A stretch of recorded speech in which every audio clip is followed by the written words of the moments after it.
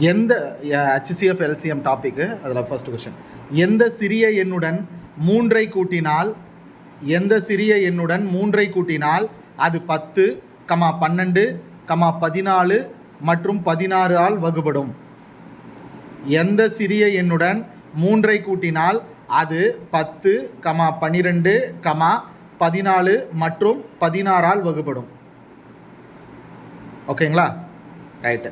Option A 1680, option B 1677, option C 1697, option D 1670. ரெண்டாவது கேள்வி, 3, 4, 5, 6 மற்றும் 8 என்ற எண்களை வகுக்கும் மிகச்சிறிய முழு வர்க்க எண் எது? 3, 4, 5, 6 மற்றும் 8 என்ற எண்களை வகுக்கும் மிகச்சிறிய முழு வர்க்க எண் எது? Option A 900, option B 1200, option C 2500, option D 3600. 3, 4, 5, 6 மற்றும் 8 என்ற எண்களை வகுக்கும் மிகச்சிறிய முழு வர்க்க எண் எது? அடுத்தது மூணாவது கேள்வி, 400க்கும் 500க்கும் இடையில் 12, 15, 20 ஆகிய எண்களால் வகுப்படக்கூடிய எண்கள் எத்தனை உள்ளன? 400க்கும் 500க்கும் இடையில் 12, 15, 20 ஆகிய எண்களால் வகுப்படக்கூடிய எண்கள் எத்தனை உள்ளன? அடுத்தது, இதுக்கு ஆப்ஷன் இல்லை, நீங்களே கண்டுபிடிங்க. அடுத்தது 200க்கும் 300க்கும் இடையே 6, 8 மற்றும் 9 ஆகிய எண்களால் வகுப்படக்கூடிய எண்கள் எத்தனை உள்ளன?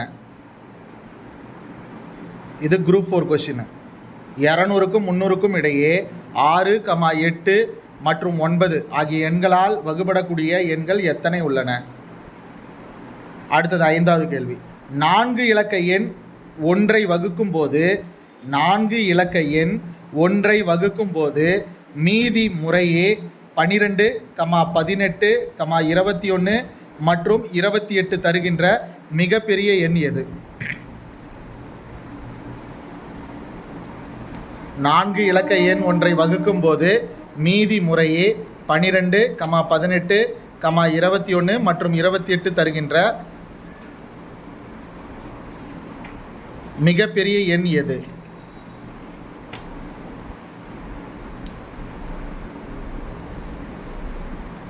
அடுத்தது ஆறாவது கேள்வி, x³ - 27, x³ - 27, x - 3 whole square, x³ - 27, x - 3 whole square மற்றும் x² - 9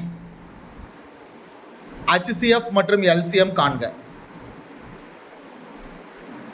x³ - 27, x - 3 whole square மற்றும் x² - 9 உடைய HCF LCM. அடுத்தது x² - 1, x - 1 whole square LCM கண்டுபிடிங்க. x² - 1, x - 1 whole square. அடுத்தது 3 × a - 1, 3 × a - 1, 2 × a - 1 whole square, a² - 1, a² - 1 LCM கண்டுபிடிங்க.